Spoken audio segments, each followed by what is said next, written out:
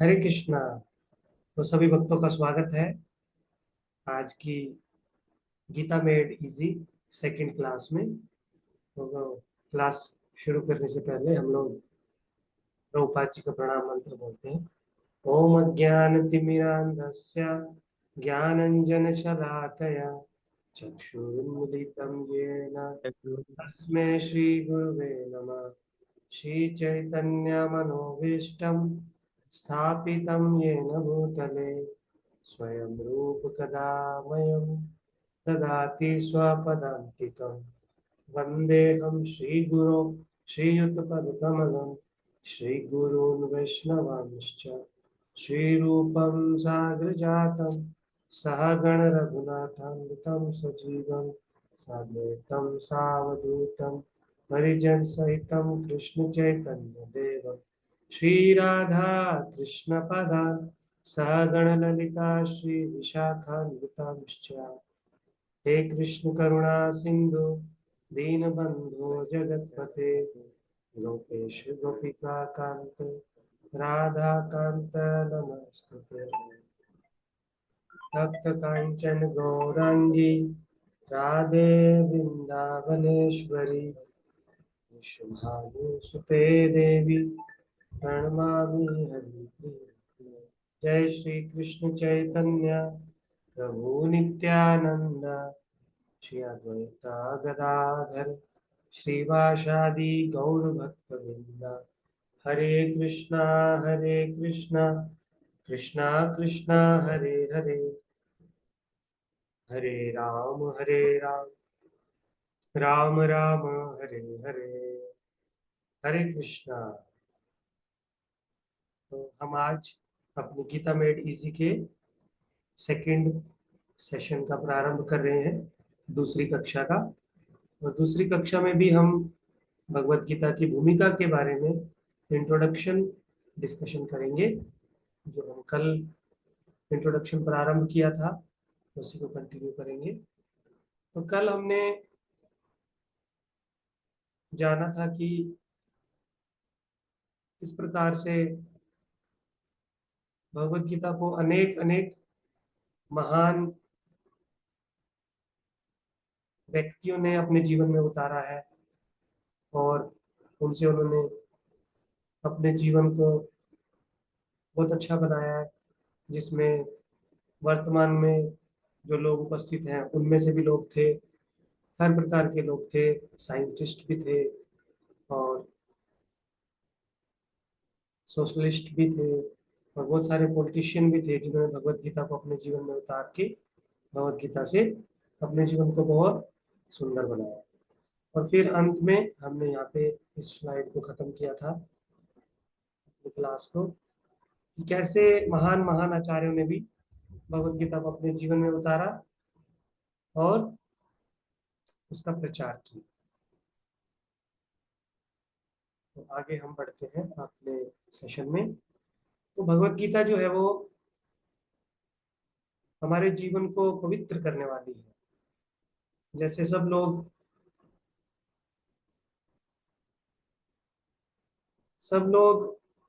गंगा में स्नान करने की इच्छा रखते हैं हमेशा।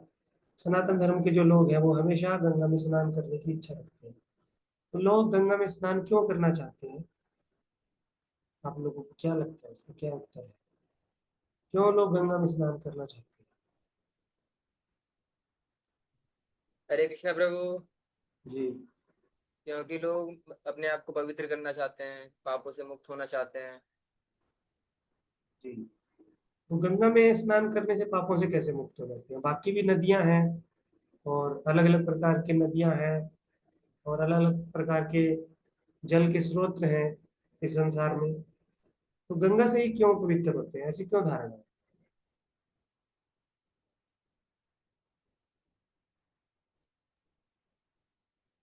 और हरे कृष्णा प्रभु जी, दंडवत प्रणाम। प्रभु गंगा प्रभु जी, जल बोलिए। प्रभु, जो गंगा है, वो इसलिए पवित्र मानी जाती है क्योंकि उसमें भक्त और साधु लोग हैं जो स्नान करते हैं। क्योंकि गंगा भगवान के चरणों से भी निकली है, इसलिए वो बहुत पवित्र है। शास्त्रों में काफी महिमा आती है ना गंगा की। जी जी। गंगा नदी जो है वो भगवान के चरणों से निकली है, इसलिए भगवान से जो भी चीज निकलती है वो भगवान की तरह ही शक्तिशाली होती है। जैसे भगवत गीता जो है वो भगवान के मुख से निकली है ना। और भगवान के मुख से निकलने के कारण भगवत गीता भी सभी मनुष्यों के पाप जो है वो नष्ट कर सकती है और उनको पवित्र कर सकती है। जिस प्रकार गंगा भगवान के चरणों से निकली है और गीता जो है वो भगवान के मुख से निकली है। शंकराचार्य जी ने बहुत सुंदर इसके बारे में एक श्लोक कहा है गीता महात्म्य में। भारतमृत सर्वसम विष्णु वक्त्राद् विनिसृतम गीता गंगोदकम पीत्वा पुनर्जन्म न विद्यते। भारत अमृत सर्वसम की ये जो भगवत गीता है ये महाभारत का एक हिस्सा है। विष्णु वक्त्रात् विनिस विनिसृतम, और ये भगवान विष्णु के मुख से निकली है। गीता गंगोदकम पीत्वा पुनर्जन्म न विद्यते, और इस गीता रूपी गंगा का जो व्यक्ति पान करते हैं, इसमें जो स्नान करते हैं, उन व्यक्ति के एक जन्म के नहीं, हजारों हजारों जन्म के उनके पाप जो है वो नष्ट हो जाते हैं। और जब वो पाप नष्ट हो जाते हैं तो क्या होता है, पुनर्जन्म न विद्यते, उनको अपने पाप या पुण्य का भोग करने के लिए फिर से संसार में नहीं आना पड़ता। तो जो गंगा है वो तो पवित्र है ही, लेकिन गंगा से भी ज्यादा पवित्र क्या है, भगवत गीता जो भगवान के मुख से निकली है। और बहुत महान महान लोग जो हैं वो भगवत गीता को सुनना चाहते हैं, भगवत गीता को जानना चाहते हैं। तो पद्म पुराण में ये श्लोक आता है कि एक बार पार्वती जी ने भगवान शिव से जिज्ञासा की भगवत गीता के बारे में। कोई रीड कीजिए, कर सकते हैं तो इसको कीजिए अपना माइक ऑन करके। पार्वती ने कहा यहाँ से,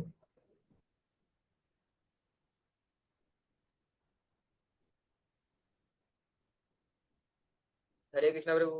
हरे कृष्ण प्रभु जी। जी पार्वती ने कहा, मेरे प्रिय स्वामी, आप सभी दिव्य तत्वों को जानते हैं और आपकी कृपा से मैंने परम पुरुषोत्तम भगवान श्री कृष्ण की महिमा सुनी है। हे प्रभु, अब मैं आपसे श्रीमद् भगवद गीता की महिमा सुनने के लिए उत्सुक हूँ, जो भगवान कृष्ण द्वारा बोली गई थी। जी।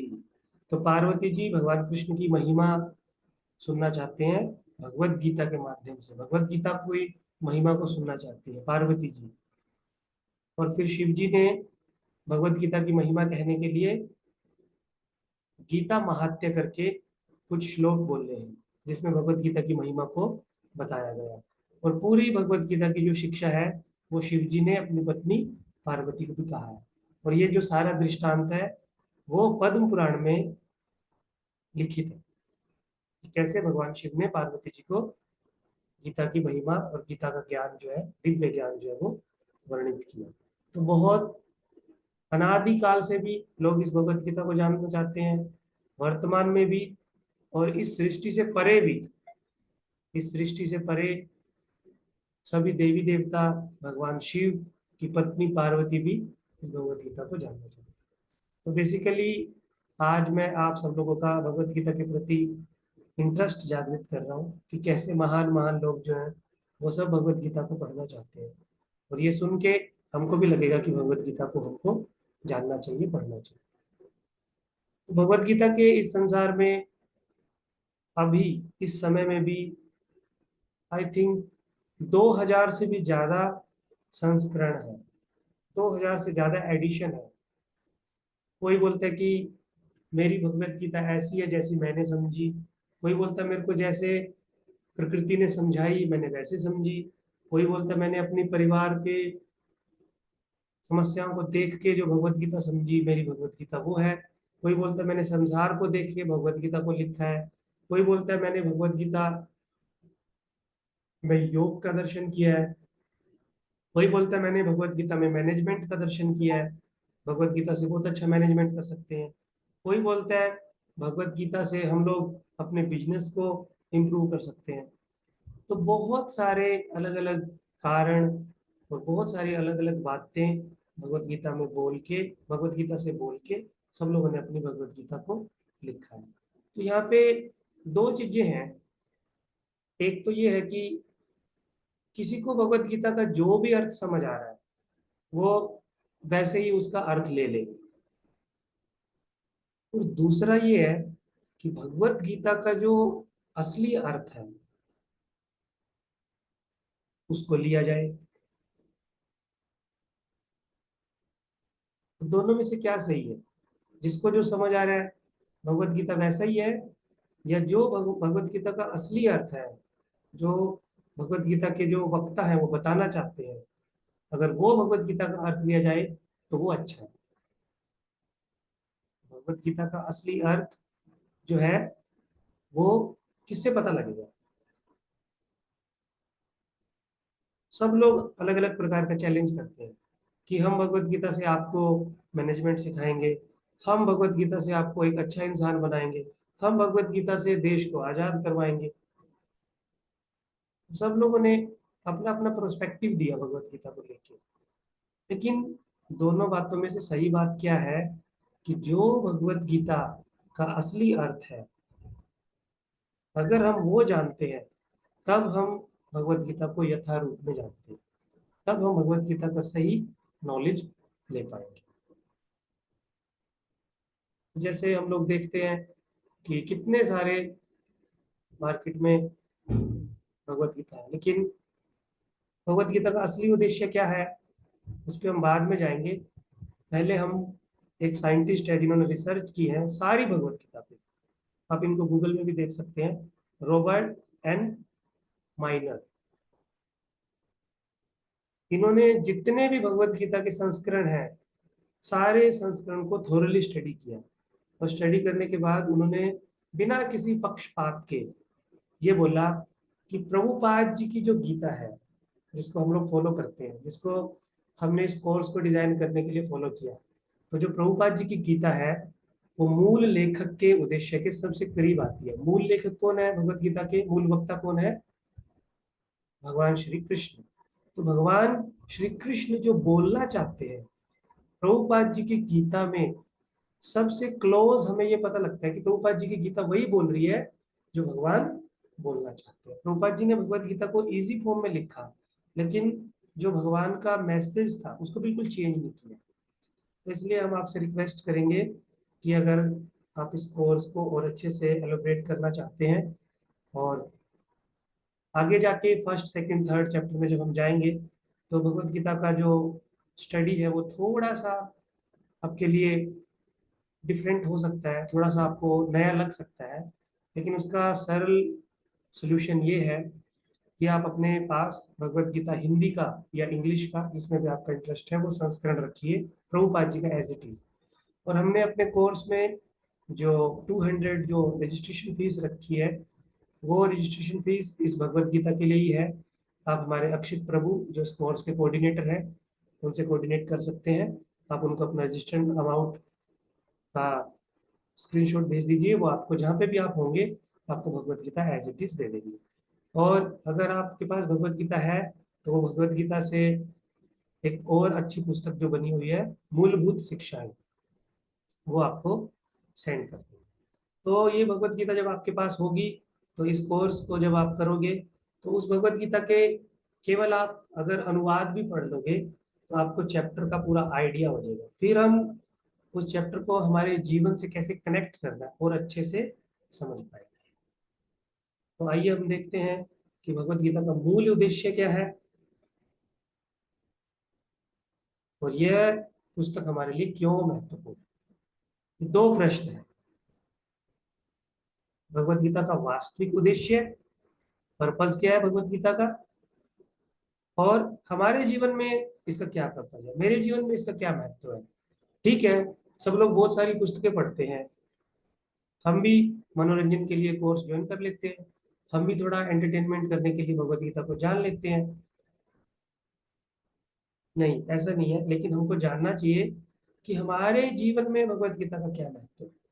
तो जब हम इन दो प्रश्नों के उत्तर जानेंगे तो फिर हम प्रभुपाद जी की भगवत गीता को भी अप्रिशिएट कर पाएंगे, और हमें वो भगवत गीता का उद्देश्य और हमारे जीवन में इसका क्या महत्व है, दोनों हमको पता लगेगा। तो पहले प्रश्न का उत्तर जानने के लिए कि भगवत गीता का वास्तविक उद्देश्य क्या है, एम क्या है उसका, भगवत गीता क्यों हमारे जीवन में होनी चाहिए, इससे क्या पता लगता है हमको, किस लिए, मोटिव क्या है भगवत गीता का। तो इसको समझने के लिए हम लोग एक एग्जाम्पल को देखते हैं कि आजकल सब लोग अपने जीवन में बहुत ही ज्यादा फोन का यूज करते हैं।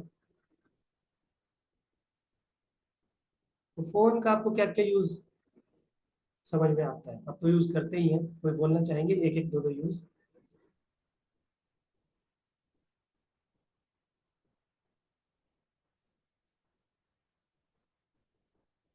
क्या यूज है एंड्रॉइड फोन का हमारे जीवन में, क्या यूज है?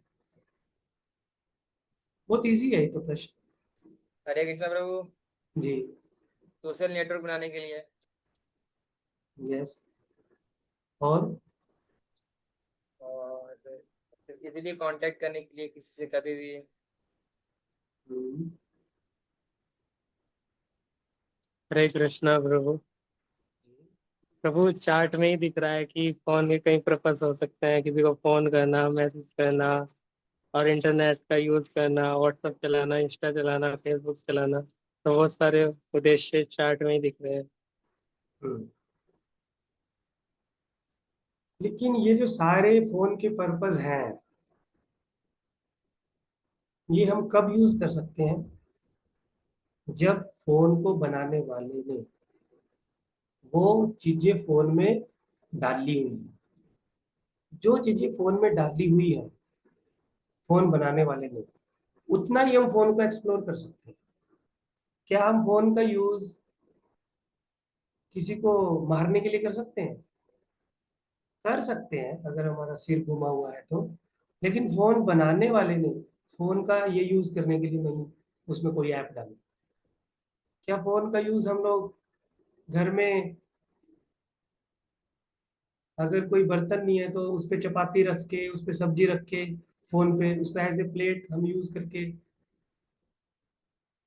उसका ऐसे यूज कर सकते हैं? फोन का कर सकते हैं, लेकिन फोन बनाने वाले ने ऐसा यूज करने के लिए उसमें कोई भी फंक्शन नहीं दिया।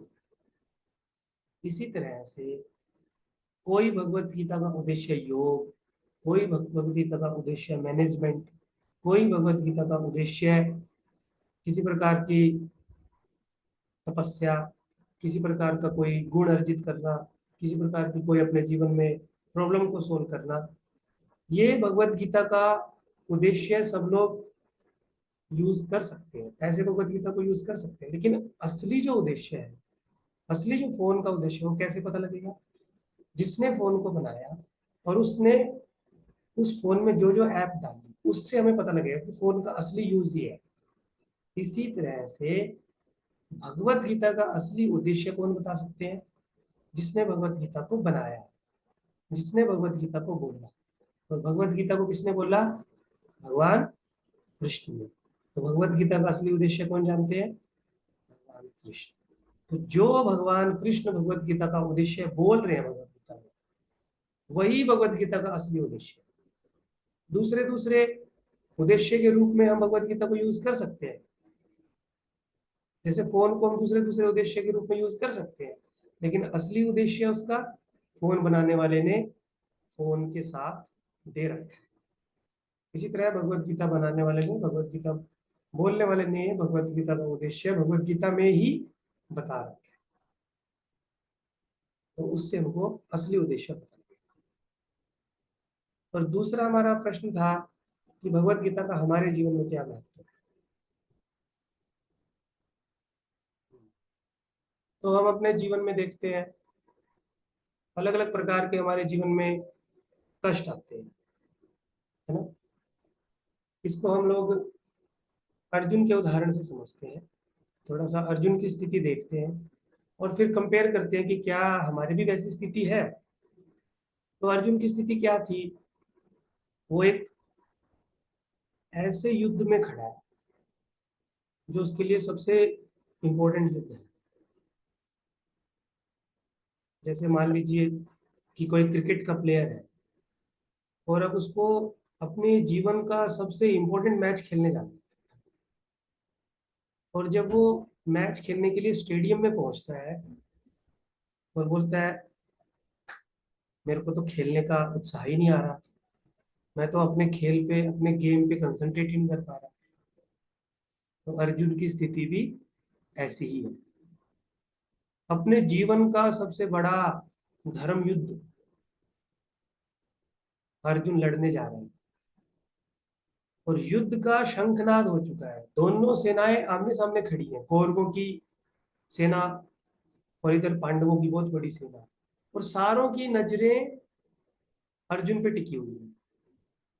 और अर्जुन इतने इंपॉर्टेंट टाइम में अपने जीवन के इतने बड़े पड़ाव पे आके बोलता है कि मैं युद्ध नहीं करूंगा।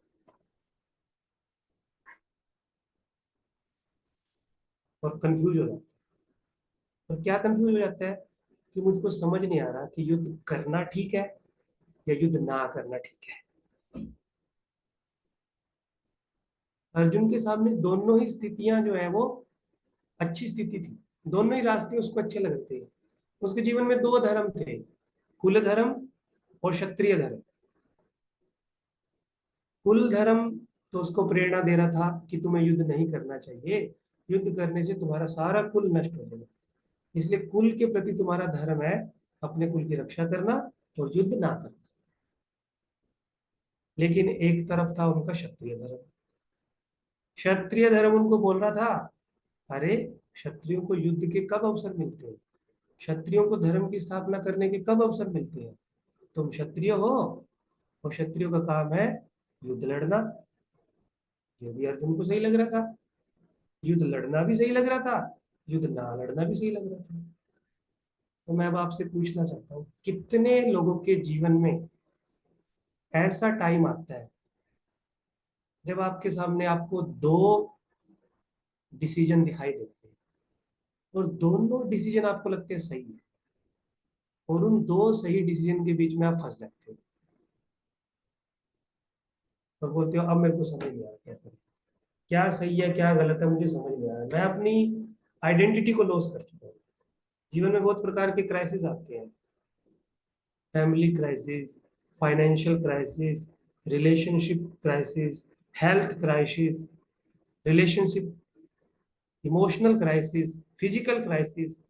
लेकिन एक क्राइसिस होता है आइडेंटिटी क्राइसिस। आइडेंटिटी क्राइसिस कि कोई बच्चा किसी काम को कर रहा है और करते करते उसको लग रहा है मैं ये काम क्यों कर रहा हूँ, मैं कौन हूँ, मैं स्टूडेंट हूँ, मैं जॉब करने वाला हूँ, मैं फैमिली मेंबर हूँ, मैं पिता हूँ, माता हूँ, पत्नी हूँ, मैं पति हूँ, मैं कौन हूँ, मुझे समझ नहीं लग रहा मैं ये काम क्यों कर रहा हूँ। और ऐसे क्राइसिस में पढ़ के, आइडेंटिटी क्राइसिस में पढ़ के कभी कभी व्यक्ति इतना डिप्रेशन में चला जाता है, वो बोलता है मेरे जीवन का कोई फायदा नहीं है, मुझे समझ नहीं आ रहा क्या करना चाहिए मेरे को लाइफ में, चलो सुसाइड कर लेते हैं। इतना कंफ्यूजन हो जाता है। और अर्जुन का भी सेम स्थिति था। अर्जुन भगवत गीता में बोल रहे हैं भगवान मुझे नहीं समझ आ रहा युद्ध करना ठीक है या युद्ध ना करना ठीक है, इससे अच्छा है कि मैं सुसाइड कर लूं। तो अभी आप अर्जुन की स्थिति से संसार के जो लोग हैं जब वो आइडेंटिटी क्राइसिस में फंसते हैं उससे कंपैरिजन कर पा रहे हो ना। तो इस प्रकार के क्राइसिस के समय अर्जुन का मार्गदर्शन किसने किया? भगवत गीता। तो हमारे अंदर भी इस प्रकार के जब डिसीजन के द्वंद में हम फंस जाते हैं तो हमारे अंदर दो प्रकार के, हमारे अंदर दो प्रकार के शक्तियां हैं, दैवी शक्तियां और आसुरिक शक्ति। एक डिवाइन क्वालिटी हमारे अंदर है, डिवाइन पर्सन हमारे अंदर है, और एक डिमोनियक आसुरिक प्रवृत्ति भी हमारे अंदर है। आसुरिक प्रवृत्ति हमें हमेशा गलत काम करने के लिए प्रेरित करती है, और दैविक प्रवृत्ति हमें हमेशा सही मार्ग पे चलने के लिए अंदर से प्रेरणा देती है। तो जब सही और गलत में सिलेक्शन करना हो, ये फिर भी इजी होता है, लेकिन जब दो सही रास्तों में सिलेक्शन करना हो, उसमें बहुत बड़ा कंफ्यूजन हो जाता है। मैंने एक टर्म यूज की, आइडेंटिटी क्राइसिस। तो भगवत गीता हमको आइडेंटिटी क्राइसिस से निकालती है। सही और गलत क्या है, इसका फैसला तो भगवत गीता बहुत आसानी से कर देती है, लेकिन जब हम दो सही प्रकार की स्थितियों में फंस जाते हैं, तो भगवत गीता हमको उन दोनों में से भी सर्वश्रेष्ठ क्या है उसका फैसला करने की हमको शक्ति देती है, उसका फैसला करने की हमको बुद्धि देती है, इंटेलिजेंस देती है, हमको रास्ता दिखाती है, जिससे हम अपने जीवन में इस प्रकार के क्राइसिस से बाहर निकल सकते हैं। ये जो क्राइसिस है, ये जो बीमारी है, ये सबके जीवन में आती रहती है, हर रोज भी आती रहती है। बचपन से लेके जब तक हम इस संसार में रहते हैं तब तक आती रहती है। बूढ़े लोगों को भी आती है, बचपन में भी आती है, यंग एज में भी आती है, बच्चों को भी आती है। हमेशा कंफ्यूजन की स्थिति में वो डिसीजन नहीं ले पाती है। तो भगवत गीता के जो दो प्रश्न है, उनका आंसर क्या है? पहला उद्देश्य क्या है भगवत गीता का, वो भगवान से पता लगेगा। और हमारे लिए क्या महत्व है भगवत गीता का? भगवत गीता हमको सिलेक्शन करना सिखाती है, सही और गलत में से, सत्य और असत्य में से, निस्वार्थ भावना और स्वार्थ भावना में से, प्रेम और घृणा में से। भगवत गीता हमको सिलेक्शन करना सिखाती है। और इससे भी ऊपर, जब दो रास्ते में बहुत माइन्यूट डिफरेंस हो, उस माइन्यूट डिफरेंस को भी भगवत गीता हमको बताती है। तो भगवत गीता का हमारे जीवन में इतना बड़ा योगदान है। अगर हम भगवत गीता को खोलते हैं तो भगवत गीता हमसे बात करती है। भगवत गीता कोई मृत वस्तु नहीं है, भगवत गीता एक जीवित वस्तु है। और जीवित वस्तु जैसे हमारे लिए हमेशा उपलब्ध रहता है हमारा मार्गदर्शन करने के लिए, तो भगवत गीता ऐसे ही हमारा मार्गदर्शन करने के लिए उपलब्ध रहती है। जब हम भगवत गीता को खोलते हैं तो भगवत गीता हमसे बात करती है, हमको संदेश देती है, कुछ हमको उपदेश देती है, हमारे जीवन की जो समस्या है उनको सुलझाने में हमको गाइड करती है। तो भगवत गीता बहुत संजीव वस्तु है। बहुत सारे लोग बहुत सारे मोटिवेशनल स्पीकर को सुनते हैं, अच्छा भी है, वो लोग अच्छा काम करते हैं, किसी का जो डिमोरलाइजेशन है उसको नष्ट कर देते हैं और व्यक्ति को मोटिवेट कर देते हैं। लेकिन इस प्रकार का जो मोटिवेशनल गाइडेंस है, वो कुछ समय तक ही व्यक्ति को मोटिवेट कर सकता है, करके रख सकता है। थोड़े समय के बाद वो सेम स्पीकर को सुनते सुनते डिमोटिवेट हो जाता है। फिर वो क्या करता है, या तो अपने ट्यूटर को बदल देता है, अपने स्पीकर को बदल देता है, किसी दूसरे की बात सुनने लगता है, या फिर इस प्रकार की मोटिवेशनल टॉक सुनना ही बंद कर देता है और हमेशा डिमोटिवेट होकर पड़ा रहता है। लेकिन भगवत गीता से जो डिमोटिवेट हो जाता है ना एक बार, भगवत गीता से जो अपनी अंदरूनी लड़ाई को लड़ना सीख जाता है। हमारे जीवन में लड़ाइयाँ चलती रहती हैं, दो प्रकार की लड़ाइयाँ चलती रहती हैं। जैसे अर्जुन भी, एक तो एक्सटर्नल लड़ाई, बाहर की लड़ाई लड़ रहा था अर्जुन, और एक अंदर की लड़ाई, इनर लड़ाई लड़ रहा था।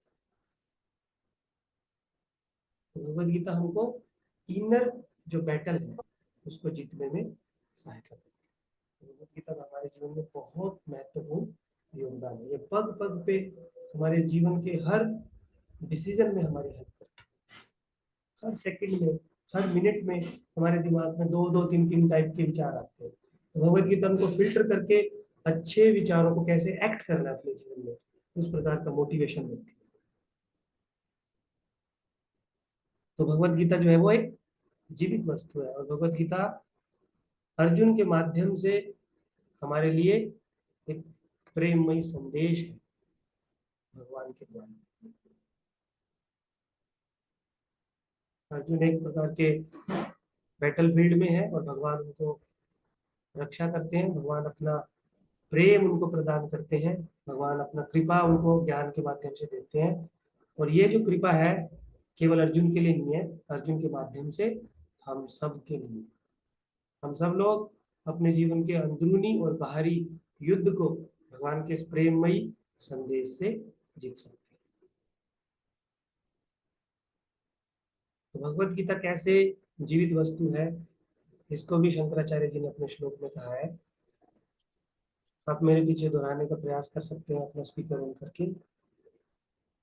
ओम पार्थाय प्रतिबोधिता ओम पार्थाय पार्थाय प्रतिबोधिता प्रतिबोधिता भगवता नारायणेन स्वयं भगवता भगवता नारायणेन स्वयं नारायण व्यासेन ग्रथितां पुराणमुनिना व्यासेन व्यासेन ग्रथितां ग्रथितां पुराणमुनिना पुराणमुनिना मध्ये महाभारतम् मध्ये मध्ये महाभारतम् महाभारतम् अद्वैतामृतवर्षिणम् अद्वैतामृतवर्षिणम् अद्वैतामृतवर्षिणम् भगवतीम् अष्टदशाध्यायिनीम् भगवती भगवती अष्टदशाध्यायिनी अष्टदशाध्यायिनी अम्ब त्वामनुसन्धामि अम्ब अम्ब त्वामनुसन्धामि त्वामनुसन्धामि भगवद्गीते भगवद्वेषिणीम् भगवद्गीते भगवद्गीते भगवद्वेषिणीम् भगवद्वेषिणाम्। तो ये जो श्लोक है ये शंकराचार्य जी ने ही कहा है गीता ध्यानम में। मैंने बताया था कल भी आपको कि शंकराचार्य जी ने गीता की व्याख्या करने के लिए, गीता को बहुत ज्यादा ग्लोरीफाई करने के लिए, एक तो गीता महात्म्य, जो बहुत सारे श्लोक गीता का महात्म्य क्या है वो बताए, और गीता ध्यानम यानी गीता पे मेडिटेट करके, ये पहला ही श्लोक है गीता ध्यानम का। तो इनमें इस श्लोक में एक शब्द जो है फोर्थ लाइन में अम्ब, तो इसका अर्थ जानते हैं? अम्ब सुना है कभी किसी ने ये शब्द अम्ब? हरे कृष्णा प्रभु जी। जब ये अम्ब शब्द अम्बा से आया है। हाँ, अम्बा। अम्बा कौन है? अम्बा कौन है? हमारी माँ के समान है ना। तो यहाँ पे शंकराचार्य जी ने बोला है ओम पार्थाय प्रतिबोधितम भगवता नारायणे स्वयं, कि भगवान ने ये जो भगवत गीता है वो पार्थ, अर्जुन का एक नाम है, उनको बोली। बोधिता उनको बोली। किसने बोली? भगवता नारायण स्वयं, जो स्वयं नारायण भगवान है, भगवान कृष्ण ने। और व्यासेन ग्रथिता पुराणम, व्यास देव ने इसकी रचना की, इसको लिखा। मुनि है जो, मध्य महाभारतम, महाभारत के बीच में इसको लिखा। और इससे हमको क्या मिलता है? अद्वैत अमृत वर्षणम। जैसे कोई वर्षा होती है, तो भगवत गीता का जो ज्ञान है वो अमृत रूपी वर्षा के समान है। और इसमें अष्टदशाध्यायिनीम, इसमें 18 अध्याय है भगवत गीता में। तो अंतिम लाइन क्या है? अम्ब, ये किसके समान है? माँ के समान। माँ क्या करती है? जब माँ के गर्भ में बच्चा होता है तो माँ क्या करती है? अपने खाना खाने से उस बच्चे का पोषण करती है। माँ जो भी खाना खाती है बच्चे का उससे पोषण होता है। और माँ बच्चे को अपने गर्भ में रख के बच्चे की सुरक्षा भी करती है। कल हम लोग करनाल में एक जगह से जा रहे थे, हाईवे से, सॉरी हाईवे से नहीं, एक रोड से, महावीर दल हॉस्पिटल है पे किसी काम से, गाड़ी से। तो हमने देखा कि एक माता जी और उनके प्रभु जी साथ में थे। तो वो एक ई रिक्शा में जा रहे थे। तो प्रभु जी ने अपनी वाइफ को कंधे से पकड़ रखा था ताकि उनको धक्के ना लगे। लेकिन माता जी ने क्या कर रखा था? अपने दोनों हाथों को अपने गर्भ पे रख रखा था, क्योंकि वो माता जी प्रेग्नेंट थी। तो मुझे देख के बहुत आश्चर्य हुआ। देखो, वो पति तो अपनी पत्नी की रक्षा कर रहा है, पत्नी की रक्षा कर रहा है उनको पकड़ के, लेकिन माँ का ध्यान कहाँ पे है? बच्चे की रक्षा कर रही है। कि सड़क के जो खड्डे हैं, सड़क के जो टूटा फूटा रास्ता है, उस रास्ते से मेरे बच्चे को कोई इफेक्ट नहीं पड़े। तो माँ क्या करती है? बच्चे को पोषण करती है और बच्चे की रक्षा करती है। तो ये भगवत गीता भी हमारी माँ के समान है। ये हमारा पोषण करती है, यानी हमको इस संसार में कैसे सरवाइव करना है उसका ज्ञान देती है, और हमारी रक्षा करती है। किससे रक्षा करती है? अज्ञानता से, क्योंकि अज्ञानता के कारण हमको कुछ कष्ट हो सकता है। तो भगवत गीता उस अज्ञानता को नष्ट करती है, यानी हमारे कष्टों से हमारी रक्षा करती है। जैसे माँ बच्चे की कष्टों से रक्षा करती है, तो भगवत गीता भी अज्ञान को नष्ट करके कष्टों से हमारी रक्षा करती है, और हमको ज्ञान देके हमको नरिश करती है, हमको शक्तिशाली बनाती है। तो इसलिए भगवत गीता जो है एक जीवित वस्तु है, संजीव वस्तु है, कोई डेड ज्ञान नहीं है। और जब आप भगवत गीता के ज्ञान को गहराई से पढ़ोगे तो आपको समझ आएगा कि कैसे भगवत गीता आपसे बात करती है, जो मैंने पहले आपको बताया। तो यहाँ पे मैंने कुछ प्रश्न लिए हैं, तो इनको हम लोग ट्राई करते हैं। आप अपना स्पीकर ऑन करके इनके आंसर दे सकते हैं।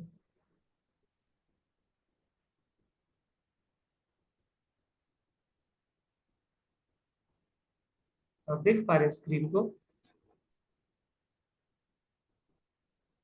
जी प्रभु जी। हाँ, तो भगवत गीता में कितने अध्याय हैं सबसे पहले? 18। Very good. और कितने श्लोक हैं? 700। 700 श्लोक। जी। और कितनी आवाजें हैं जब भगवत गीता बोली जा रही थी? 4। 4 आवाजें। Very good. कौन कौन? धृतराष्ट्र, संजय, अर्जुन, श्री कृष्ण। और भगवत गीता का सबसे लंबा अध्याय कौन सा है? 18। 18। 18वां अध्याय। और उससे छोटा? 12। नहीं, सबसे छोटा नहीं। 18 से छोटा सेकंड अध्याय, दूसरा। और सबसे छोटा?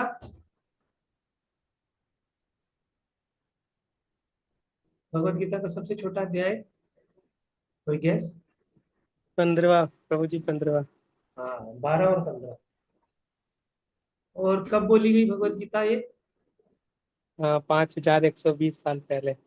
अरे एग्जैक्ट आंसर। आप कहीं से चीटिंग किए हैं प्रभु जी? प्रभु जी, आप पहले से इनके उत्तर कहीं से पढ़े हैं? किसने लिखी है नहीं। भगवत गीता? दूसरों को बोलने की। व्यासदेव व्यास जी। देव ने। व्यास देव ने। और किसके माध्यम से लिखी है? महाभारत। नहीं, व्यास देव ने अकेले लिखी है या किसी की हेल्प ली है इसको लिखने में? और नारद मुनि का। नारद मुनि। नहीं, गणेश जी का हेल्प लिया है व्यास देव ने जी। एक बार क्या हुआ, महाभारत में ये स्टोरी आती है। जब वेद व्यास जी को महाभारत लिखनी थी तो इसमें 1,10,000 श्लोक है, वो ज्यादा श्लोक है। तो वो ब्रह्मा जी के पास गए, वेद व्यास जी, और उन्होंने ब्रह्मा जी से रिक्वेस्ट की कि मैं महाभारत, जो इतना बड़ा स्मृति स्मृति ग्रंथ है, मैं इसको लिखना चाहता हूँ, तो आप मेरी सहायता कीजिए। मुझे कोई लिखने वाला अच्छा कोई व्यक्ति बताइए। तो ब्रह्मा जी ने सोच के बोला कि गणेश जो है वो बहुत इंटेलिजेंट है, तुम गणेश जी के पास जाओ, उनसे रिक्वेस्ट करो। और गणेश जी के 4 हाथ हैं। हम लोग जो अपने घरों में कैलेंडर यूज करते हैं उसमें तो 2 हाथ दिखाई देते हैं, लेकिन एक्चुअल में अगर हम लोग स्क्रिप्चर के अकॉर्डिंग देखें तो गणेश जी के 4 हाथ हैं। तो ब्रह्मा जी ने बोला गणेश जी के 4 हाथ भी है, वो जल्दी जल्दी से लिखेंगे, आप बोलते रहना, वो 4 हाथों से लिखते रहेंगे। एक हाथ से नहीं, 2 हाथ से नहीं, 4 हाथ से लिखते रहेंगे। और बहुत इंटेलिजेंट भी है, जो भी आप बोलोगे उसको ध्यान से सुनते भी रहेंगे, कोई मिस भी नहीं होगा आपका पॉइंट। तो वेद व्यास जी गणेश जी के पास गए और उन्होंने बताया कि मुझे महाभारत लिखना है जिसमें 1,10,000 श्लोक है। तो गणेश जी ये सुन के बहुत प्रसन्न हुए कि इसमें तो भगवान का भी चरित्र आएगा, और ये तो धर्म का ग्रंथ है, मैं जरूर इसको लिखूंगा। लेकिन मेरी एक कंडीशन है, आप ना बोलते बोलते रुकना मत बीच में, क्योंकि मैं इसको कंटिन्यूअसली सुनना चाहता हूँ, इसका आस्वादन करना चाहता हूँ। इस ग्रंथ की जो स्टोरी है ना, उसको मैं लगातार सुन के आनंदित होना चाहता हूँ। अब बीच में ना मेरे आनंद को डिस्टर्ब मत करना, रोकना मत आप बोलते बोलते अपनी बात को। वेद व्यास जी बोले ठीक है, मैं कंटिन्यू बोलता रहूंगा, लेकिन मेरी भी एक कंडीशन है, जो मैं बोल लूंगा जब तक तुमको वो समझ ना आए तब तक तुम मत लिखना। तो दोनों ने अपनी अपनी कंडीशन बता दी और दोनों गए बद्रीनाथ में। बद्रीनाथ में अगर हम अभी दर्शन करने जाते हैं तो बद्रीनाथ में ऊपर एक गांव है, माणा गांव।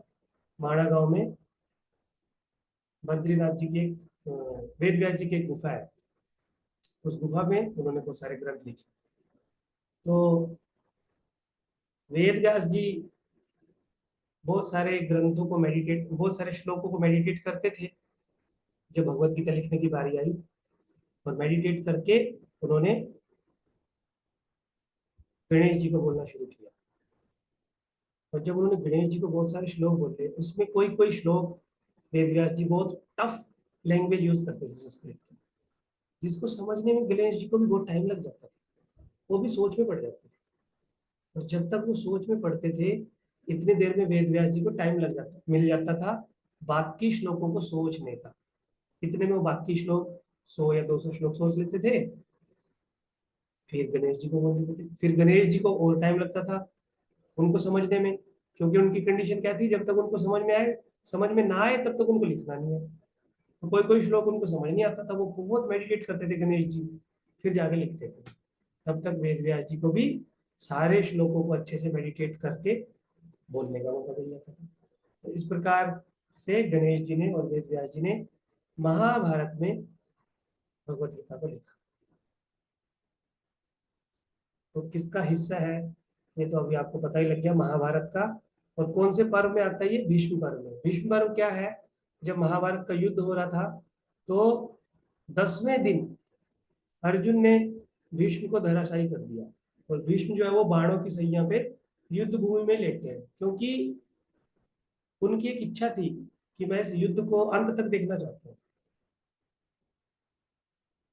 तो इसलिए उस पर्व का 18 पर्व है महाभारत में, इसलिए उस पर्व का नाम पड़ा भीष्म पर्व। और उसमें 23 से 40, 23 to 40 जो चैप्टर है वो भगवत गीता के 18 अध्याय। तो भगवत गीता को कौन पढ़ सकता है? ब्राह्मण, क्षत्रिय, पुरुष, स्त्री, स्टूडेंट, बिजनेसमैन। कोई कंडीशन है भगवत गीता को पढ़ने की? कौन कौन पढ़ सकते हैं भगवत गीता? जिसको पढ़ने की इच्छा हो।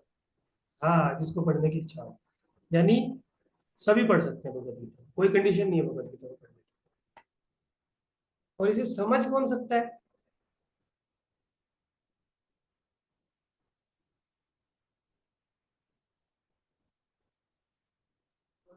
जो इस भगवत गीता, हाँ जी हरे कृष्णा प्रभु जी। जी। प्रभु जी, ये जो भीष्म पर्व है ये 10वें दिन हुआ था?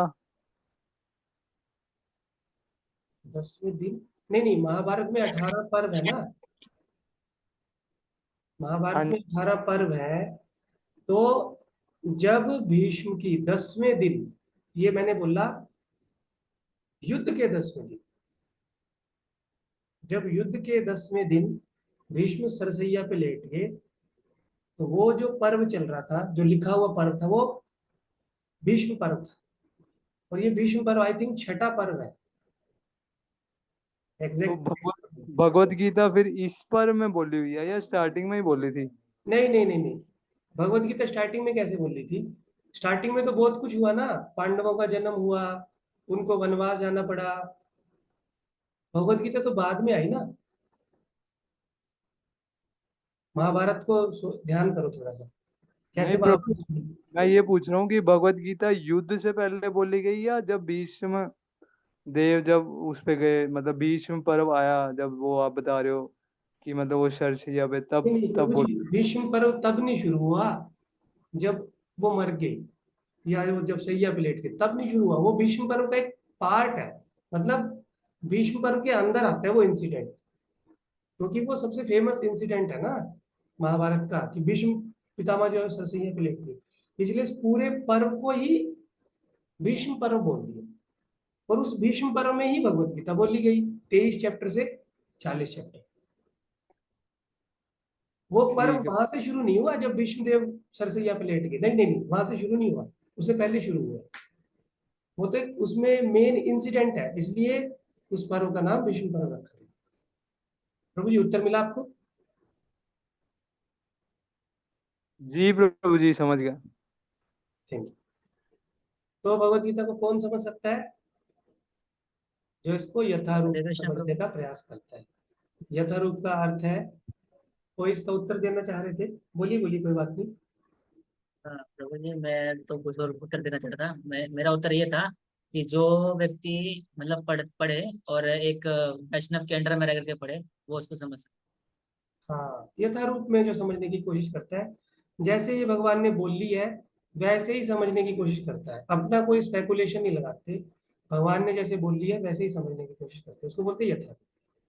ठीक है, वैष्णव के अंदर ठीक है, इसका मतलब है कि और ज्यादा आप उसको एक्सप्लेन कर रहे हो, उत्तर को डिटेल में जा रहे हो कि यथारूप समझने का क्या अर्थ है, कि यथारूप भगवत गीता होनी चाहिए, जो उसको यथारूप पालन कर रहे हैं उनसे सुनना चाहिए। है।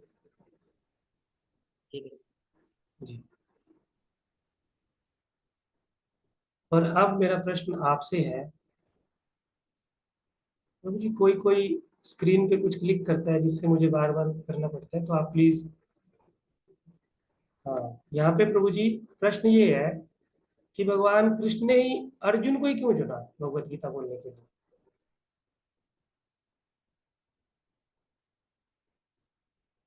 युधिष्ठिर भी थे, भीम भी थे, भीष्म पितामह भी थे, भगवान तो किसी को भी माध्यम बना सकते थे, तो अर्जुन को क्यों माध्यम बनाया भगवान ये इसका उत्तर ये है कि भगवान, वो भगवान के भक्त थे ना, और ऊपर से उनके शरण में थे, तो ये यही माध्यम इसलिए ने? क्या बनाया भगवान ने। क्या कुंती महारानी भगवान की भक्त नहीं थी? नहीं, वो भी थी, लेकिन जितने अर्जुन थे उतने कोई नहीं, उतना कोई भी नहीं था ना, और ऊपर से वो उनके मित्र भी थे। नहीं, अर्जुन तो बाद में आए, अच्छा कुंती तो अच्छा। पहले से ही भगवान की भक्त थी, बहुत बड़ी भक्त थी। भीष्म पितामह भी बहुत बड़े भक्त थे, किसी जी कारणवश उनको कौरवों की तरफ लड़ना पड़ा, लेकिन बहुत बड़े भक्त थे भगवान। विदुर बहुत बड़े भक्त थे, उनकी बहुत भावना थी भगवान को लेकर, लेकिन कौरवों की तरफ थे। ठीक है, आपने अच्छा ट्राई किया, लेकिन भगवान के बहुत सारे भक्त हैं। अगर भक्तों का ही केवल बात होता तो भगवान उनको भी ये ज्ञान दे सकते थे। और कोई ट्राई कीजिए कि भगवान ने ये ज्ञान अर्जुन को क्यों दिया। चार चीजें है प्रभु। भगवान के डायरेक्ट डिसाइपल हैं, और सखा हैं, और प्रत्यक्ष शिष्य हैं, और फैमिली मेंबर है भगवान के अर्जुन। आपने बोला डायरेक्ट डिसाइपल, तो डिसाइपल तो ज्ञान देने के बाद बने प्रभु जी। मेरा प्रश्न ये है कि भगवान ने ज्ञान देने के लिए अर्जुन को सिलेक्ट क्यों किया? डिसाइपल तो बाद में बनेंगे, पहले है कि सिलेक्शन उनको क्यों किया? आपने एक बात बोला कि उनके फ्रेंड थे, ये ठीक है, बात ठीक है, उनके फ्रेंड थे। रिलेटिव, रिलेटिव तो बहुत सारे थे उनके, कौरव भी हरे कौरव उनके कृष्ण रिलेटिव थे। प्रभु। हम्म। हरे कृष्ण प्रभु जी। क्योंकि जो अर्जुन थे उन्होंने भगवान श्री कृष्ण की शरण ग्रहण कर ली थी, इस कारण। शरण ग्रहण कर ली थी। हाँ, भगवत गीता में लेकिन हम देखते हैं कि उनके बीच में बहुत डिबेट चल रहा था। भगवान एक तर्क दे रहे थे, अर्जुन एक तर्क देते हैं, दोनों फ्रेंड की तरह बात कर रहे थे। और कोई एक एक उत्तर जो है वो नरेश प्रभु ने सही दिया कि अर्जुन क्या थे? भगवान के भक्त थे, उनके प्रति अर्जुन को एक भक्त का भाव था। दूसरा, प्रभुपाद जी लिख रहे हैं दोनों उत्तर, मित्र थे, लेकिन मित्र भी बहुत सारे हो सकते हैं, लेकिन सबसे इंपॉर्टेंट जो बात है वो घनिष्ठ मित्र थे, बहुत क्लोज फ्रेंड थे। इसलिए भगवान ने अर्जुन को सिलेक्ट किया। क्लोज फ्रेंड होने से क्या हो जाता है, आपकी लाइफ में भी आपने देखा होगा कि जब आप अपने क्लोज फ्रेंड से बात करते हो ना, तो आप बहुत ओपनली बात करते हो, कुछ भी आप अपने अंदर छुपाते नहीं, जो भी आपके अंदर है सब कुछ बोल देते हो। इवन कई बार आपका फ्रेंड आपसे कुछ बातें पूछता भी नहीं है, फिर भी आप अपने आप से उत्साह से बोलते हो, आज पता है क्या हुआ, कल पता क्या हुआ था, उसने पता क्या बोला, इसने पता क्या बोला है। क्लोज फ्रेंड के साथ हम लोग ये बात ओपनली शेयर करते हैं। तो भगवान ने भी अर्जुन को अपना क्लोज फ्रेंड चुना, और क्लोज फ्रेंड को चुना, और क्लोज फ्रेंड चुनने से क्या हुआ, घनिष्ठ मित्र को चुनने से क्या हुआ,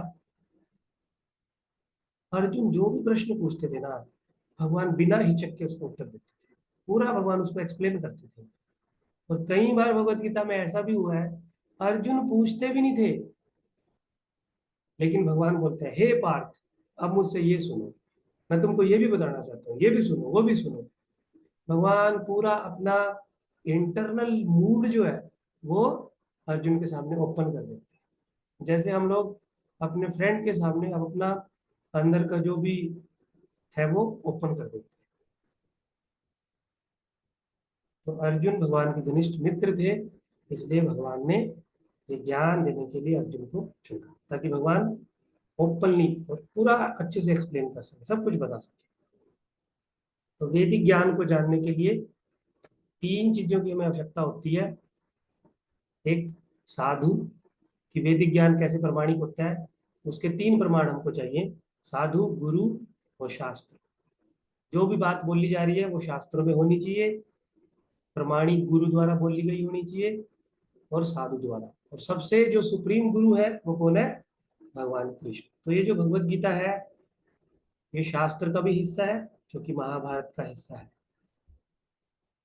और गुरु ने भी बोली है क्योंकि भगवान सबसे बड़े गुरु है अर्जुन के।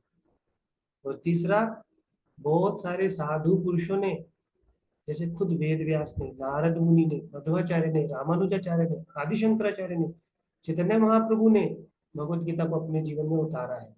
इसलिए भगवत गीता 100% प्रमाणिक ज्ञान है, क्योंकि ये 3 कंडीशन को फुलफिल करता है, साधु, गुरु और शास्त्र। शास्त्र महाभारत का हिस्सा है, गुरु भगवान ने बोली है साक्षात, और साधु बहुत सारे साधुओं के हमने डिस्कशन किया पहले की स्लाइड में। तो किसी भी वैदिक ज्ञान को स्वीकार करने की विधि है।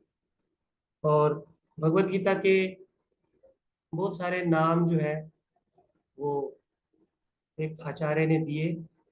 पहले जैसे चैप्टर का नाम आपने बताया 18 चैप्टर है, तो अर्जुन विषाद योग, सांख्य योग, कर्म योग, ध्यान योग, अक्षर ब्रह्म योग, विभूति योग, भक्ति योग, पुरुषोत्तम योग, मोक्ष संन्यास योग। तो ये जो नाम है भगवत गीता के, ये भगवत गीता के नाम किसने दिए, कोई आइडिया लगा सकते हैं आप? थोड़ा सा शंकराचार्य। शंकराचार्य। हाँ, शंकराचार्य जी, वेरी गुड। और इन नामों में एक शब्द जो है वो सब में कॉमन है, योग। योग। और योग का क्या अर्थ होता है, जोड़ना। भगवान से जोड़ना। प्लस, योग का अर्थ होता है प्लस करना, यानी जोड़ना। तो हर चैप्टर का उद्देश्य क्या है, भगवान से जुड़ना। तो वेद और शास्त्रों को भी 2 तरह से विभाजित किया जाता है, एक होते हैं श्रुति शास्त्र और एक होते हैं स्मृति शास्त्र। श्रुति शास्त्र जो भगवान ने स्वयं अपने मुख से बोले हैं, स्मृति जो बहुत सारे ऋषि मुनियों के, आचार्यों का रियलाइजेशन है, जो हृदय में उनके ज्ञान प्रकट हुआ है, जो उनको अनुभूति हुई है, जो उनको ध्यान में समझ में आया, उसको बोलते हैं स्मृति शास्त्र। श्रुति शास्त्र थोड़े कठिन है, क्योंकि डायरेक्ट ये ग्रेट पर्सनैलिटी जो है, भगवान के अलग अलग जो अवतार है या स्वयं भगवान द्वारा बोले जाते हैं, थोड़े टफ है। लेकिन जो आचार्यों के स्मृति शास्त्र है वो पढ़ने में थोड़े से इजी है, स्टोरी फॉर्म में है, लेकिन उद्देश्य दोनों का क्या है, भगवान को जानना। और इनके उदाहरण ये है, श्रुति शास्त्र में सारे उपनिषद और वेद आते हैं, और स्मृति में 18 पुराण मुख्य, महाभारत, रामायण और भगवत गीता जो है वो श्रुति शास्त्र का हिस्सा भी है और स्मृति का भी। श्रुति का कैसे है? क्योंकि भगवान के मुख से आया। जो डायरेक्ट किसी के मुख से आता है उसको बोलते हैं श्रुति, और जो लिखा जाता है उसको क्या बोलते हैं? स्मृति। तो गीता को लिखा किसने? वेद व्यास जी ने। कौन से शास्त्र में? महाभारत में। तो इसलिए स्मृति हुआ। और बोला किसने? स्वयं भगवान कृष्ण ने। तो डायरेक्ट मुख से भी आया, इसलिए श्रुति शास्त्र भी हुआ और स्मृति शास्त्र भी हुआ। क्लियर है? तो आज हमको क्लास थोड़ा सा अपना 10 मिनट एक्सटेंड करना होगा। ये जो नेक्स्ट स्लाइड है ये बहुत महत्वपूर्ण है। जो भगवत गीता के पहले 6 चैप्टर हैं वो हमको हमारे बारे में बताते हैं, मेरे बारे में या आपके बारे में या किसी और मनुष्य के बारे में। यानी भगवत गीता के जो 6 चैप्टर हैं वो एक मनुष्य के चारों तरफ घूमते हैं। पहला चैप्टर अर्जुन की जो विलाप की स्थिति थी, उस विलाप की स्थिति को पहले चैप्टर में हमारी स्थिति के साथ कंपेयर करके बहुत अच्छे से एक्सप्लेन किया गया। उसके बाद हमारी पहचान क्या है वो बताया गया है। हमारी पहचान करने के बाद इस जीवन में हमारा कर्तव्य क्या है वो बताया गया है। जब हम अपना कर्तव्य अच्छे से जान लेते हैं तो अपने काम को कैसे करना है वो चौथे चैप्टर में बताया गया। और कर्तव्य जान के अगर हम काम करेंगे तो उससे क्या रिजल्ट आएगा वो बताया गया 5वें चैप्टर में। और रिजल्ट आने से हम क्या कर सकते हैं? ध्यान, भगवान को स्मरण कर सकते हैं, भगवान से अपने आप को कनेक्ट कर सकते हैं। तो जो पहला चैप्टर है वो हमारी कंडीशन, जो हमारी खराब हालत है उसके बारे में बताता है। और दूसरा, तीसरा और चौथा चैप्टर है जो एक तरह से स्टेप है, और इन स्टेप को फॉलो करने से एक प्रकार का रिजल्ट आता है बाद में 5वें चैप्टर में। और इस रिजल्ट से हम लोग अपने आप को इम्प्रूव करके भगवान से कनेक्ट कर सकते हैं, ध्यान योग स्मरण कर सकते हैं। ये पहले 6 चैप्टर में बताया। और बीच के 6 चैप्टरों में भगवान के बारे में बताया जाता है। इसको मैं ज़्यादा एक्सप्लेन नहीं करूंगा। भगवान और उनकी शक्तियों के बारे में, भगवान तक कैसे पहुंचा जाता है, भक्ति क्या होता है भगवान के प्रति, भगवान को कैसे स्मरण रखा जाए। हम अपने संसार में बहुत सारी समस्याओं में उलझे रहते हैं, वही चीजें हमको स्मरण आती रहती है। लेकिन 10वें चैप्टर में बताया गया कि संसार में कैसे रहते हुए हम भगवान को स्मरण कर सकते हैं। भगवान के 3 रूप 11वें चैप्टर में। कौन प्रिय है भगवान को, किसको भगवान बहुत ज्यादा लाइक करते हैं 12वें चैप्टर में। और फिर 13 से 18 जो है वो इस संसार के बारे में बताया जाता है कि इस संसार में जो भी सही गलत हो रहा है उसका साक्षी कौन है। और ये संसार जो है वो जेल के समान है। सुनने में थोड़ा सा भारी लगता है कि संसार जेल के समान है, जेल तो बहुत गंदी चीज है। लेकिन यहाँ पे 14वें चैप्टर में संसार को ही जेल बता दिया।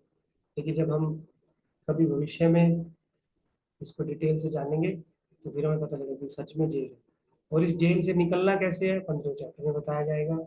और कौन कौन इस जेल में कैदी है और वो किस चीज से बंधे हुए हैं 15वें 16वें चैप्टर में।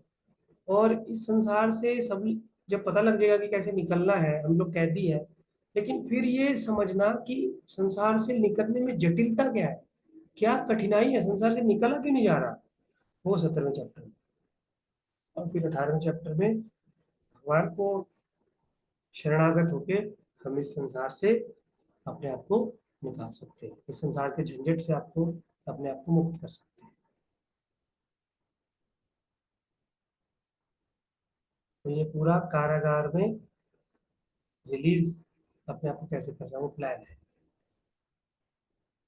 तो भगवत गीता को 3-3 सेक्शन में डिवाइड किया गया। तो यहाँ पे बताया गया कि जो भगवत गीता है वो एक बहुत ही सुंदर चमकती हुई मणि के समान है। भगवत गीता का जो बीच का पोर्शन है, यानी तो बीच के 6 चैप्टर है, और जो नीचे के 6 चैप्टर है वो कर्म योग है, यानी आधार है। और ऊपर के जो 6 चैप्टर है वो ज्ञान योग है। कर्म योग वास्तव में क्या होता है कि कर्म करके अपने आप को भगवान से जोड़ना। ज्ञान योग क्या होता है? नॉलेज से भगवान को जान के भगवान से जुड़ना। और भक्ति योग क्या होता है? डायरेक्ट भगवान की भक्ति करके, भगवान को शरणागत होके भगवान से जुड़ना। तो तीनों जो ये सेक्शन है, इनका उद्देश्य है भगवान से जुड़ना। कर्म से जुड़ना, या डायरेक्ट भक्ति से जुड़ना, या ज्ञान के माध्यम से जुड़ना। तो इसलिए बेच का जो संदेश है वो बहुत प्रेममयी संदेश है, वो बहुत सरल संदेश है, बहुत इजी उसको फॉलो करना है।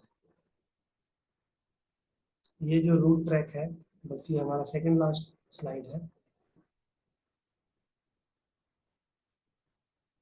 यहाँ पे हम जो इस संसार में फंसे हुए हैं, उसका एक रूट मैप बताया गया है। जैसे हम लोग गूगल मैप यूज करते हैं ना, तो गूगल मैप में जब हम उसको उसका प्रीव्यू देखते हैं तो हमको बताता है कि राइट साइड में जब आप जाओगे 100 मीटर पे तो आपको एक हॉस्पिटल मिलेगा, फिर लेफ्ट साइड में जाओगे तो फिर आपको एक बड़ा रोड मिलेगा, फिर आपको यू टर्न होना है, फिर आपको जाके आगे एक और रास्ता मिलेगा, फिर लेफ्ट होना है, राइट होना है, ऐसे कर करके आप अपनी डेस्टिनेशन पे पहुंच जाओगे। तो हम लोग इस संसार में फंसे हुए हैं, इस संसार में हम अटके हुए हैं, और इस संसार से निकलने के लिए ना हमको एक नेविगेशन चाहिए, हमको एक मैप चाहिए। भगवत गीता जो है वो एक मैप की तरह है। तो पहली स्टेज पे जब हम हैं तो कारावास में है, यानी बद्ध अवस्था में है, हम लोग फंसे हुए हैं। और जो पांचवी स्टेज है वो क्या है? स्वतंत्र। जब हम इस कारावास, जैसे कोई जेल में बंधा हुआ व्यक्ति होता है, तो जेल में अगर किसी को निकालना है किसी ने, तो वो उसको पूरा रूट बताते हैं।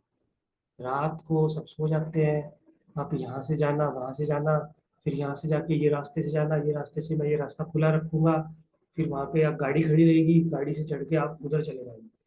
तो कारावास से स्वतंत्र, ये पूरा रूट जो है वो जेल से भगाने वाला एक कैदी को बताता है। तो हम लोग भी इस जेल में कैदी की तरह हैं। तो भगवत गीता भी हमको बोल के बताती है कि कैसे आप मेरे बताए हुए रोड मैप को फॉलो करके, रूट को फॉलो करके इस जेल से स्वतंत्र हो सकते हैं। तो दूसरे नंबर पे जो आता है कर्मयोग। कर्मयोग क्या है? कि हमको अपने कर्मों को इस तरह से करना है, हमें अपने कर्मों को इस तरह से करना है कि हम धीरे धीरे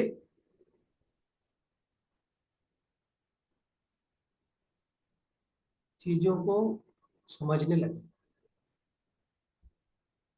जब कोई व्यक्ति बहुत ज्यादा पाप करता है, जब कोई व्यक्ति बहुत ज्यादा बुरे कर्म करता है, तो उसकी बुद्धि भ्रष्ट हो जाती है।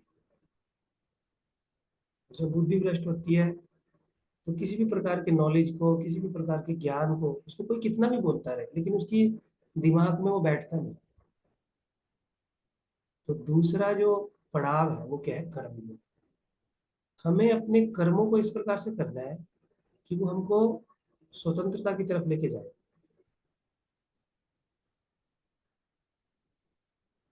वो हमको स्टेप 3 की तरफ ले जाएगी, ध्यान योग। अपने कर्मों को इस तरह से करना है, कर्म करके अपने आप को इस तरह से प्योरीफाई करना है, अपने कर्मों के फल को भगवान की सेवा में, योग यानी भगवान की सेवा में जोड़ना है, भगवान की सेवा में लगाना है। उससे क्या होगा?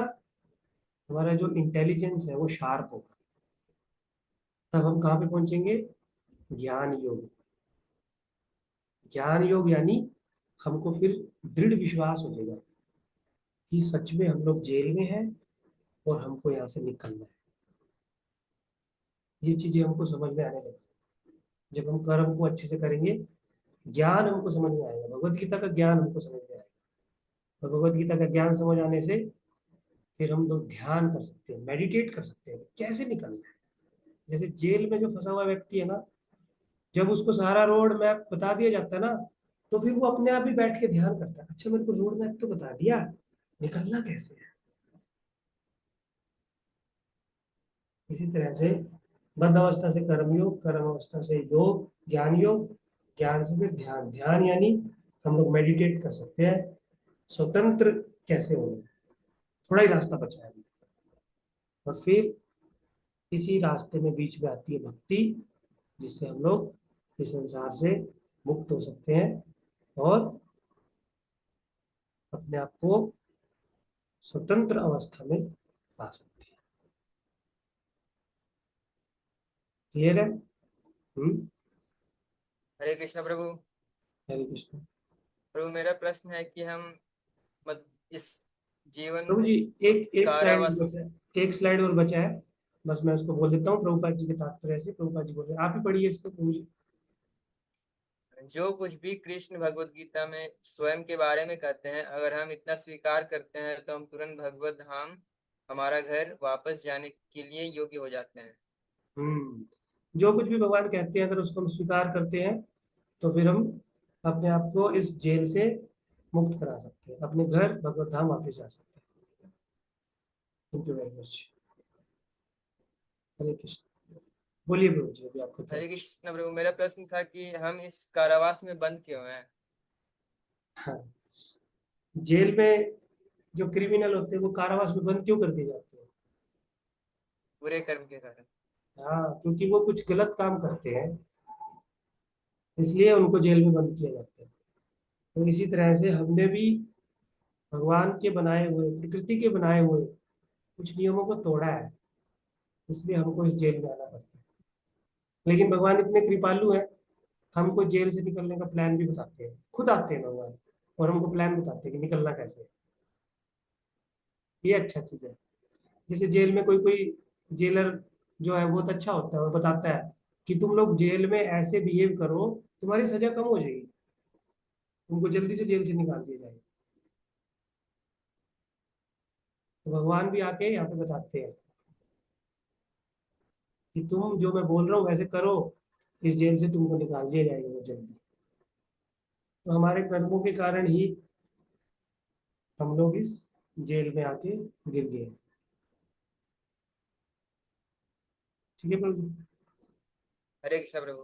हरे कृष्णा। और कोई किसी का प्रश्न है? हरे कृष्णा प्रभु जी। प्रभु जी हो प्रभु सके तो आप अपना वीडियो ऑन कीजिए फिर पूछिए। हरे कृष्णा प्रभु। प्रभु जी आपने अभी बताया था कि दो प्रकार के हमारे अंदर देवी शक्तियां हैं, आसुरी और देवी। तो ऐसा रहता है कि मतलब हम किसी से अगर बात कर रहे हैं तो जो आसुरी शक्ति होती है तो वो ज़्यादा एक्टिव रहती है कि उस टाइम कि हम अच्छा ग्रैंड नहीं कर पाते और ज़्यादा जो नेगेटिव होता है उसको ग्रैंड कर लेते हैं। तो मतलब इसको कम करने का प्रयास करते हैं पर फिर भी वो बहुत जोर डालता है कि नहीं हो पाता। तो इसीलिए तो हम लोग भगवत गीता का एक कोर्स कर रहे हैं। भगवत गीता हमारी हेल्प करेगी आसुरिक शक्तियों को नष्ट करने में और दैविक शक्तियों को इम्प्रूव करने में। तो जब दैविक शक्तियां इम्प्रूव हो जाएंगी तो हमारे अंदर से जो डिसीजन आएगा वो दैविक डिसीजन आएगा, पॉजिटिव डिसीजन आएगा। किसी से द्वेष करने का डिसीजन नहीं आएगा, किसी से हिंसा करने का डिसीजन नहीं आएगा। क्योंकि जो हिंसा को बढ़ाने वाला व्यक्ति है ना, वो भगवत गीता के ज्ञान से, भगवान की भक्ति करने से धीरे धीरे वीक पड़ जाएगा। और जो वो ये वीक व्यक्ति होता है वो कुछ नहीं कर सकता, स्ट्रॉन्ग व्यक्ति को वो नहीं हरा सकता। तो जब हम भगवत गीता पढ़ते हैं तो जो देवी गुण वाला स्वभाव है ना हमारे अंदर, सतोगुण जिसको बोलते हैं, वो स्ट्रांग हो जाता है, वो शक्तिशाली हो जाता है। तो उसकी शक्ति से जो हमको आइडिया आते हैं वो भी पॉजिटिव आइडिया होते हैं, वो भी दैविक आइडिया होते हैं, वो भी किसी के फायदे के लिए जो है वो आइडिया आते हैं, किसी को हार्ट करने के आइडिया नहीं आते। तो इसलिए हमें अपने आप को अंदर से स्ट्रॉन्ग करना होगा, हमारा जो डिवाइन गुण है ना उसको बढ़ाना है। भक्तों के एसोसिएशन से, भगवत गीता के ज्ञान से, ये दो काम स्टार्टिंग में हम लोग को करने चाहिए, एसोसिएशन और भगवत गीता से प्रार्थना और उसको जानना। आपने देखा भी होगा प्रभु जी, जब आप भक्तों के संग में रहते हैं तो हमारा जो माइंड है ना, वो नेगेटिव थॉट से अपने आप दूर चला जाता है, हमको कोई फोर्स नहीं करना पड़ता। लेकिन जब हम भक्तों से दूर रहते हैं, नेगेटिव संसार की वाइब्रेशन में रहते हैं, तो हम फोर्सफुली अपने दिमाग को नेगेटिव थॉट से दूर रखना चाहते हैं, लेकिन फिर भी वो नेगेटिव थॉट बार बार हमको आके कैप्चर करते हैं।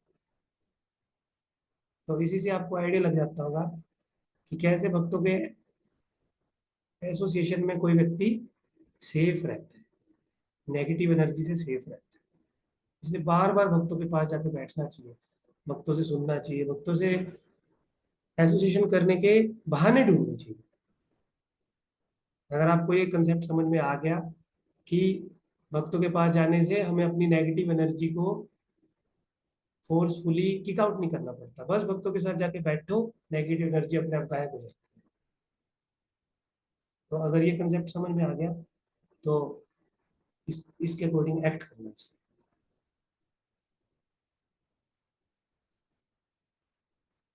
ठीक है प्रभु जी। जी प्रभु, प्रभु जी ये अनुभव किया है मैंने कि जब भक्तों के संग में रहते हैं तो नहीं आता कुछ भी, पर जैसे ही दूर होते हैं या कॉलेज में या मतलब कहीं पर भी रहते हैं, तब तो बहुत ज्यादा ये थॉट्स आते ही आते हैं।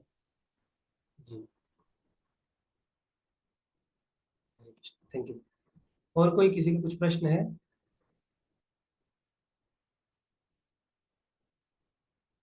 चलिए आज का हम अपना सेशन यहीं पे कंप्लीट करते हैं, और नेक्स्ट वीक चैप्टर 1 हम स्टार्ट करेंगे।